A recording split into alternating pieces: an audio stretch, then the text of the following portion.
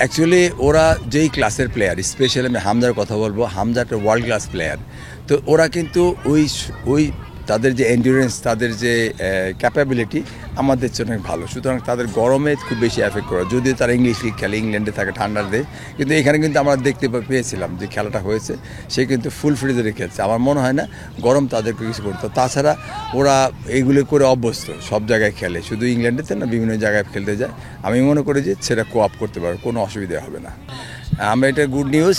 এই হামজার পরে হামজা যে আশাবাদী রিপার্কেশনটা বা যে ইম্প্যাক্টটা পড়ছে সারা বাংলাদেশ না, বাংলাদেশে জন্মগ্রহণ করছে বা বাইরে জন্মগ্রহণ, বাংলাদেশে যারা পাসপোর্ট দেয়, ডুয়েল পাসপোর্ট, তারাও চাচ্ছে যে আমাদের বাংলাদেশে খেলি। এটা তাদের একটা ইচ্ছা। যারা বাইরে থাকে, সবসময় আমি দেখি আমার ছেলেমেয়েরা বাইরে থাকে, ভাইরাও বাইরে থাকে, তাদের যে টান বাংলাদেশের প্রতি, এটা বিশাল টান। এটা আমাদের চেয়ে ভালো, যারা এটা প্যাট্রিজম। তো আমি মনে করি যে যারা খেলতে চাচ্ছে আস্তে আস্তে তাদের ওয়েলকাম জানানো দরকার, এবং ওয়েলকাম জানিয়ে আমাদের টিমটা আরও ভালো হবে। এটা স্বাভাবিকই। যখন হামজার সাথে খেলবে, তার পাসিং, তার ড্রিবলিং, তার সব কিছু মিলিয়ে কিন্তু আমরা ওখান থেকে শিখতে পারবো। সোমের ব্যাপারে সেম, ওরা ওখানে খেলতেছে, ভালো খেলতেছে, এখানে আসে খেলবে। কিন্তু ওরা কিন্তু মানে এইটা কিন্তু ফাইনাল জিনিস না যে ওদের দিয়ে আমরা বাইরে থেকে খেলবো। আমাদের ওদের মধ্যে প্লেয়ার তৈরি করতে হবে। আমরা যেমন শুরু করেছি গত 6 মাস যাবৎ, প্রত্যেকটা টিমই উচিত প্লেয়ার প্রডিউস করা। সুতরাং আমরা মনে করি আমরা 10 বছর পরে, 5 বছর পরে আমরা ভালো প্লেয়ার প্রডিউস করবো। আমরা 20 বছর, 15 বছর পরে হামজা তৈরি করতে পারবো। সেই লক্ষ্যে নামতে হবে। শুধু বাইরের থেকে ডিপেন্ডেন্ট হলে হবে না, আমাদেরও কিছু প্লেয়ার প্রডিউস করতে হবে।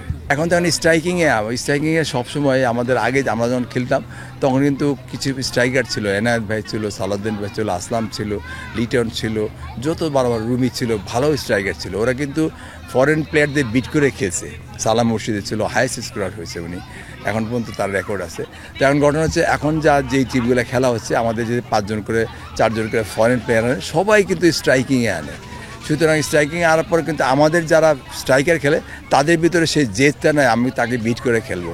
2-1 ছাড়া সব কিন্তু ফরেন প্লেয়াররা খেলে। তো সেই দিক থেকে কিন্তু আমরা কিন্তু ভালো স্ট্রাইকার পাচ্ছি না। সুতরাং আমাদের প্লেয়ারদের আগ্রহ থাকতে হবে যে আমি স্ট্রাইকিংয়ে ভালো খেলবো এবং টিমে ঢুকতে হবে। সেই আগ্রহ যদি না হয় তাহলে হবে না। সেই জন্যই আমাদের স্ট্রাইকিংয়ের অবস্থা এরকম খারাপ।